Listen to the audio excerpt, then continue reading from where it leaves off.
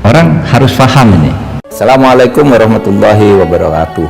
Warganet yang berbahagia, kita bersyukur hidup di Indonesia sebagai negara yang merdeka, sebagai tanah air kita.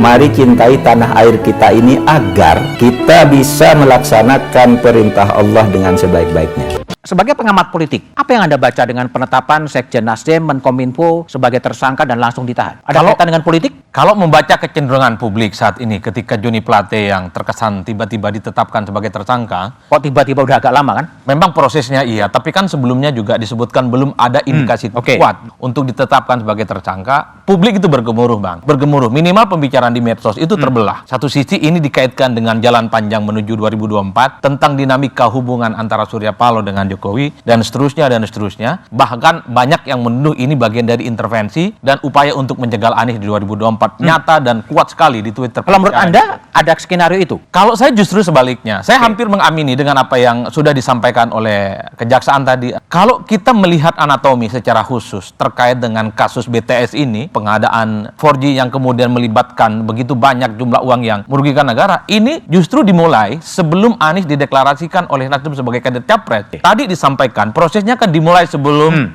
itu semua, Juni. Sementara Anies itu dideklarasikan di bulan Oktober. Oleh karena itu, bagi saya ini agak sumir kalau dikait-kait dengan politik. Jadi tidak ada skenario apapun memang hukum yang bekerja. Yang kedua, kalaupun toh ada skenario intervensi politik terhadap kelompok-kelompok yang dianggap oposan, kritis terhadap pemerintah, selama itu bersih, tidak ada anasir-anasir terindikasi dengan kasus hukum, saya kira tidak akan ada persoalan apa-apa. Saya ingat persis sepak terjang Fahri Hamzah dan Fadly Zon. Hampir 5 tahun penuh dia mengkritik Jokowi. Hampir 5 tahun. Aman-aman saja. Dan tidak ada persoalan apapun. Itu artinya apa? Politisi memang penuh risiko. Selama kakinya dua-duanya bersih, maka dua-dua kakinya itu tidak akan ada kaitan. Jadi kuncinya memang bersih dari korupsi dan tidak ada indikasi apapun ya.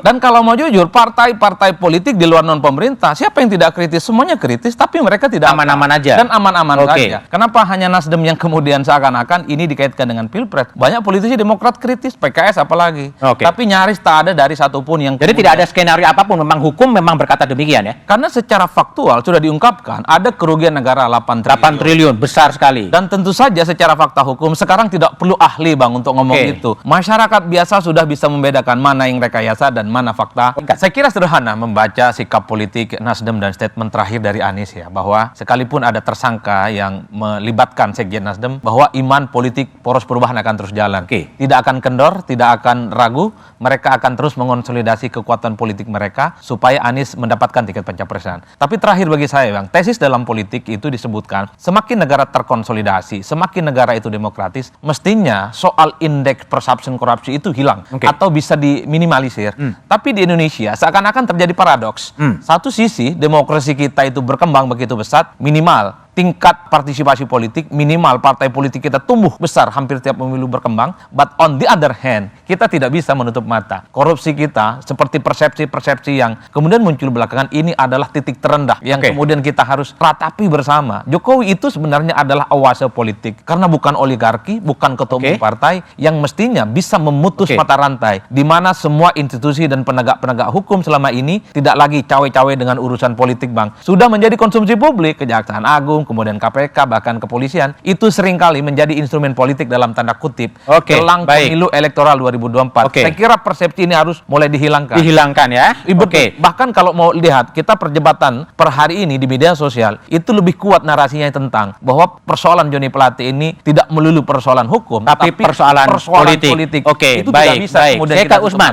Ini Kuro Usman, apa yang harus dikerjakan untuk mengembalikan lagi atau memperbaiki kondisi bangsa yang, saya meminjam istilah Pak Sugidi, adalah kemanusiaan itu tersayat-sayat, korupsinya merajalela, ketamaan singkat tuh apa? Mungkin perlu upaya dari seluruh komponen bangsa. Momentum pemilu ini adalah momentum yang harus dimanfaatkan secara optimal.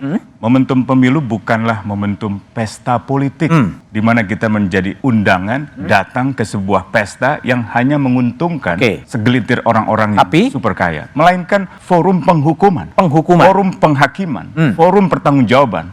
Orang-orang yang gagal melaksanakan amanat politik, memberantas korupsi, menegakkan hak asasi, jangan dipilih lagi. Jangan dipilih lagi, itu pesan dari Usman Hamid. Mas Sukidi, jadi perlu reformasi jilid 2? Ya, saya kira reformasi dalam konteks penyelenggaraan negara, terutama tata kelola penyelenggaraan negara yang bersih dan akuntabel, dengan terutama berprinsip pada prinsip meritokrasi itu.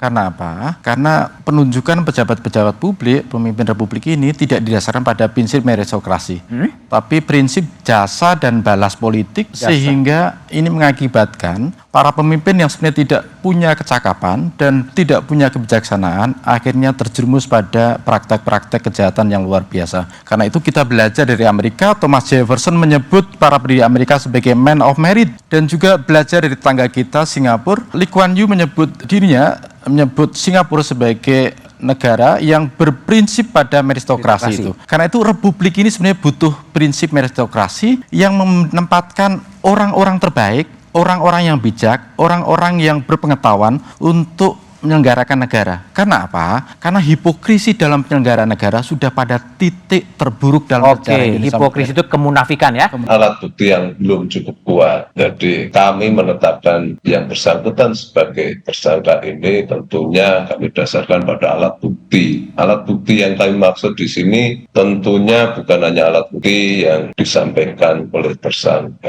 yang bersangkutan pada saat sebagai saksi maupun pada saat sebagai tersangka, tapi lebih pada adanya keterkaitan dengan alat-alat bukti yang lain, baik alat bukti elektronik, keterangan saksi-saksi yang lain, keterangan ahli. Nah, itu semua setelah kami temukan, alat bukti surat juga setelah kami temukan dan kami evaluasi, dapat kami simpulkan bahwa ternyata ada keterkaitan dan ada pertanggungjawaban hukum yang bersangkutan baik selaku Menteri Kominfo maupun selaku pengguna anggaran. Karena itu pada hari ini setelah kami evaluasi kami putuskan yang bersangkutan sebagai tersangka. Mungkin demikian. Pak Kuntadi, kalau saya baca berita yang termasuk di Kompas penjelasan Pak Jaksa Agung dan Kepala BPKP yang menyebutkan pada hari Senin Menkominfo, judulnya adalah Menkominfo belum terbukti terlibat. Lalu kemudian apakah kemudian ditemukan kesesuaian alat bukti dalam 48 jam karena pada hari Rabu kemudian ditetapkan sebagai tersangka? Jadi begini ya, evaluasi ini kan kami terus lakukan dan pemeriksaan pada hari Senin, Selasa, dan Rabu ini pun tetap kami lakukan pemeriksaan. Bahwa pada saat itu disampaikan belum, itu bukan berarti tidak ada. Tapi itu menunjukkan kami sangat hati-hati dalam menentukan status seseorang. Ya, ini tadi grafisnya bahwa di harian Kompas, Pak Jaksa Agung mengatakan pada hari Senin Menkominfo belum terbukti terlibat. Artinya memang ada ditemukan persesuaian alat bukti kesaksian pada hari Rabu ini ya Pak Kuntadi?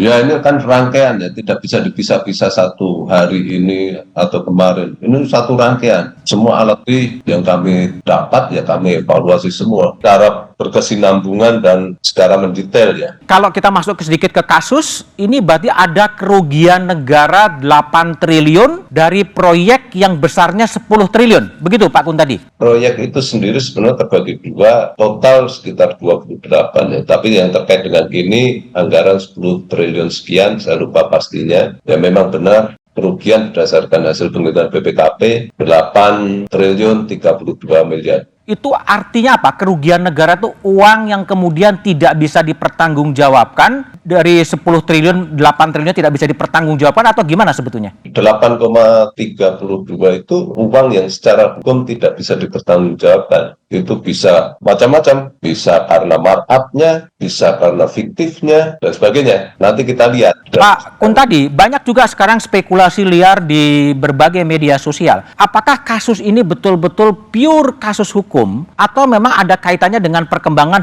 dinamika politik terakhir di tanah air? Saya dapat pastikan penanganan perkara ini tidak ada sama sekali kepentingan politiknya. Kami melakukan penyelidikan perkara ini sudah dari bulan Juli tahun 2002. Penyidikan kami lakukan pada bulan Oktober 2002. Artinya waktu 4 bulan kami dari penyelidikan ke penyelidikan, dan butuh waktu 8 bulan kami baru menetapkan tersangka. Saya rasa dari hitungan waktu bisa kita simpulkan bahwa kami sama sekali tidak ada agenda keterkaitan dengan kegiatan politik di luar, dan dapat kami pastikan juga setiap tindakan kami pasti kami jaga independensinya, profesionalitasnya, dan objektivitasnya, dan itu semua kami dasarkan pada fakta dan alat bukti yang ada. Pak Kuntadi, bagaimana Kejaksaan atau Direktur Pidana Khusus, Direktur Penyidikan Jampitsus menjamin bahwa tidak ada intervensi politik dalam kasus penanganan kasus Joni Plate, karena beliau kan tetap selain menteri juga sebagai sekjen partai politik? Kami sebagai penyidik, ruang lingkup pelaksanaan kewenangan dan pelaksanaan tugas kami sudah dibatasi oleh koridor hukum, yaitu hukum acara. Artinya, setiap tindakan hukum kami terukur dan dapat diukur dengan sandaran hukum acara yang berlaku. Jadi kalau mau melihat kami ini keluar dari koridor itu, nah itu mungkin silakan. Tapi kalau sejauh ini menurut hemat kami, segala tindakan hukum kami dasarkan pada ketentuan yang berlaku, dan kami tidak ada kewenangan lain selain yang diatur oleh undang-undang. Pertanyaan saya terakhir Pak Kuntadi, 8 triliun kerugian negara. Strategi Kejaksaan Agung apakah follow the money akan mengikuti kemana uang itu akan mengalir? Kami pastikan ya kami pasti akan telusuri. Jadi siapapun dan kemanapun uang mengalir akan dimintai pertanggungjawaban. Semoga Allah senantiasa menuntun kita di jalan yang diridhoinya. Aku qouli hadza, astaghfirullah li wa lakum. Wassalamualaikum warahmatullahi wabarakatuh. Terima kasih.